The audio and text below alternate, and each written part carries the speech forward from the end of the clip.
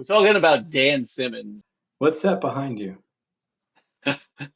I was just thinking that like if like all of a sudden the Shrike just like comes out of the wall, takes me out, Right. puts me out of my misery. Oh, no, he I'm just wouldn't. kidding. You would be in forever misery on the No, I shrike know. tree. Uh, Hey, I'm just don't spoil it. I'm reading it for the fourth or fifth time. I really wish he would like let AI write his last novel. do you know what He it's has called? some Dino something. I don't remember what it's called. Dino Cannon. I have no idea. But um, but yeah, supposedly it was like 80% done. Then he had some head injury, and like it's been like gonna be completed for like the last 10 years. 10 years, But it's yeah. like, yeah, feed all of his works plus it into some AI that can just and let I'm sure he has an outline and just Okay. let it write it. I want to read his last book. I mean, hopefully it's not his last book, but I mean, at this Have point, you read every other? I've read every other. Yeah, Drood? I did read Drood. You finished Drood. I couldn't Nah, finish I didn't Drood. finish Drood. I didn't finish Drood. That one was a little, it was tough. I don't like it. It almost read like a, for me, like a strict biography. Like when you write, like when you read, like I like biographical writing, but if it's dramatized, but it's just, at least the beginning of it was just so kind of dates and facts and, Of just, Dickens? yeah. Okay.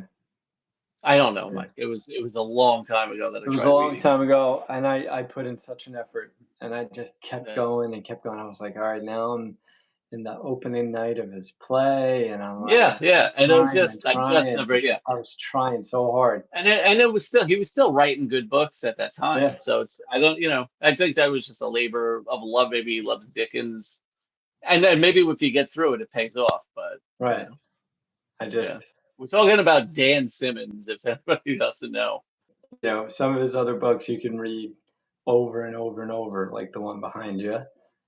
All four of them, and I will debate that if anyone's got a problem with that. Um, up into and including the fourth book in the Hyperion series. Um, Ilium, Olympiad, Olympos, excuse me. Flashback. I don't know we're about just the naming terror. Simmons stuff. Yeah, Terror, well, I love that one. I, Yeah, I I loved it reading it, but I don't know if I could read it again. reread it. I don't know. I Yeah, know what's funny is like that one has sort of found.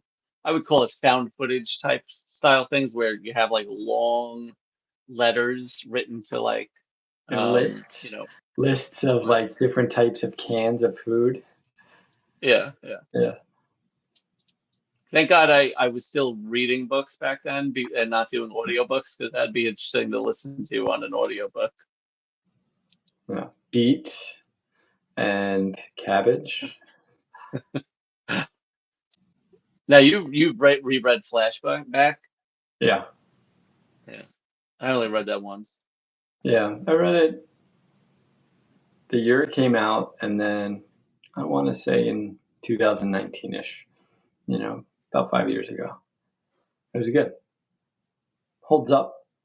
You know, um, it was interesting because it was written in 2011. It definitely had a political slant to it, which people didn't like when it came out. Um, and I don't. That part of it maybe doesn't hold up as well, if that makes sense. Yeah, Um, you know, like, not yet. well, it's not that. It's like it's one thing if you're writing a book now that takes place in the future, and you say something like, "Well, it's all Hoover's fault," right? But Right, if you right. were if you're writing, and I'm pretty sure Obama was the president at the time that he wrote it, and then to blame all the bad stuff on Obama while Obama's the president, you it's hard for it to hold up as time goes, if that makes sense. Right. because let's say Obama did A, right? And then he's writing about this is because Obama did A, right? Then if you're reading it in 2019 and either Obama undid it or the next president undid it, well, now it's like the immersion is Right. broken a little Right. bit. Yes. Whereas if you use a fake president, I don't know. I'm just saying, like, No, I get what you mean because it's written about the far future, but then you're blaming, like you said, like, I mean, America is like a battleship that an aircraft carrier.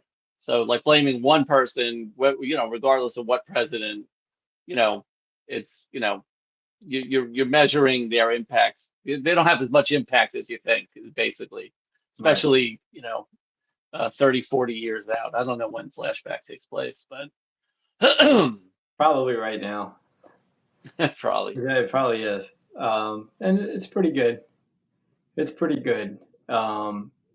Like, and I know the book you're I reading. wonder I'm where not, he first. I know I'm reading Hyperion now, which I yeah, think was 89 or 91, right. and somewhere in there. But and he mentions the drug flashback. I think I it's don't. more of a thing in the second book, but he definitely mentions it in Well, he Hyperion. mentions it. I'm just Yeah. trying. I wonder because he did write through the 80s. I don't know when's the first time he mentioned it. And it's funny. Then he just said, "Oh, I should just make a whole book out of this stuff."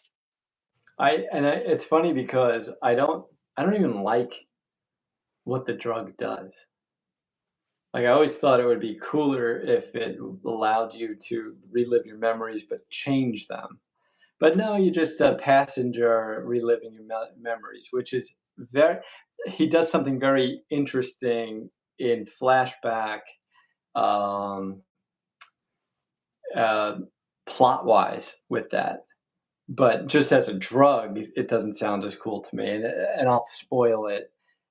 People knowing they're going to take the drug make sure that they do certain things and feel certain ways, knowing they're going to take the drug later to feel it again. So Hmm. that's interesting. If it because if you're doing it to relive memories, and you're just a passenger along for the memories, that just feels frustrating to me, as opposed to being able to act in them. Right. Yeah, Yeah. that's all. Otherwise, you can just lucid dream.